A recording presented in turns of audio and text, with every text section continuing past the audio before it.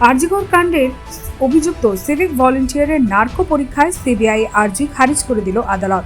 Polygraph পরীক্ষায় রাজি হলেও নার্কো পরীক্ষার জন্য রাজি হলেন না অভিযুক্ত সিভিক ভলেন্টিয়ার। তার নার্কো পরীক্ষা করতে চেয়ে সিবিআই শিয়ালদহ আদালতে আবেদন করেছিল। শুক্রবার তাকে আদালতে হাজির করানো হয়েছিল, কিন্তু আদালতে বিচারকের সামনে নার্কো পরীক্ষার সম্মতি দেননি অভিযুক্ত। ফলে সিবিআইয়ের আবেদনও খারিজ হয়ে গিয়েছে। সিবিআই সূত্রে জানা গিয়েছে, ধৃত পলিগ্রাফ পরীক্ষায় যে উত্তর দিয়েছিল তাতে কেন্দ্রীয় গোয়েন্দারা সন্তুষ্ট হতে পারেননি।